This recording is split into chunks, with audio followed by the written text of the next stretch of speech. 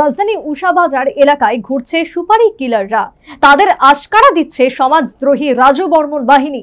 এই অভিযোগ উষাবাজারের বাসিন্দাদের। সেই সাথে তাদের বক্তব্য, এহেন অবস্থায় স্বাভাবিকভাবেই আতঙ্কে রাতের ঘুম উবে গেছে সংশ্লিষ্ট এলাকার বাসিন্দাদের। উদ্বিগ্ন বাসিন্দারা বৃহস্পতিবার রাতে দুষ্কৃতী রাজু বর্মনকে গ্রেপ্তারের দাবিতে এয়ারপোর্ট থানা ঘেরাও করে। যে কোনো বেআইনি কাজে জিরো টলারেন্স নীতি নিয়েছে রাজ্য প্রশাসন, কিন্তু এয়ারপোর্ট থানার নাকের ডগায় ঘটে চলেছে জিরো টলারেন্সের বিপরীত চিত্র। এই অভিযোগ উষাবাজারের বাসিন্দাদের।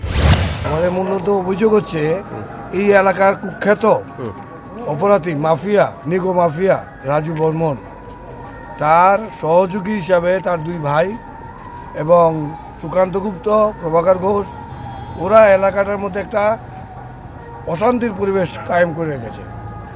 তারা বিভিন্নভাবে এলাকার বাইরের থেকে বহিরাগত লোক এনে এলাকায় একটা অশান্তির পরিবেশ সৃষ্টি করছে, কাউকে ধমকাচ্ছে, যেরকম বাইরের থেকে কামরুল না কে এরকম কিছু মাফিয়া এনে ওরা এলাকার মধ্যে একটা অশান্তির পরিবেশ সৃষ্টি করেছে।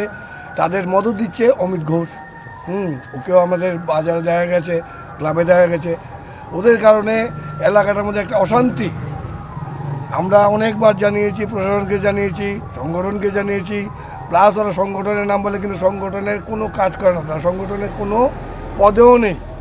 সংগঠনের নাম করে ওরা সংগঠনের নাম করে এলাকায় অশান্তি সৃষ্টি করছে এবং ওরা টাকা কামাই করছে। শুধু অভিযোগই নয়, সংশ্লিষ্ট এলাকার বাসিন্দারা শুক্রবার এয়ারপোর্ট থানার লিখিত অভিযোগ দায়ের করেছে মাফিয়া রাজু বর্মনের বিরুদ্ধে। তাদের দাবি, দুষ্কৃতী রাজু বর্মনকে গ্রেপ্তার করতে হবে।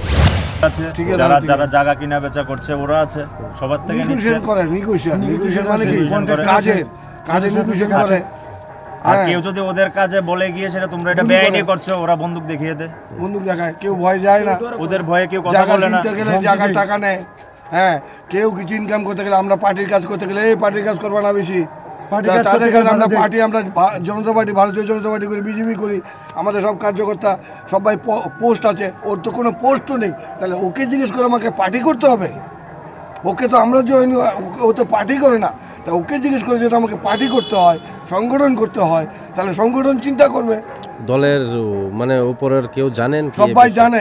সবাই জানে এবং তারা একটা এলাকাবাসী যদি সজাগ না হয় তারা কিছু করতে পারছে না। এইরকমই কিছু দলের কিছু আমি কিছু অনেক কিছু বলার আছে, কিন্তু এখন দল চিন্তা করবে তাদের এগেইনস্টে কি করবে। প্রতিবাদী স্থানীয় বাসিন্দাদের বক্তব্য, রাজু বর্মন বাহিনীকে গারদে পোড়ার জন্য যতটুকু যাওয়ার তারা যাবেন। সেই সাথে আভাস দিলেন, কান টানলেই মাথা আসবে। এই এক দুজনকে আমাদের বার করতে হবে।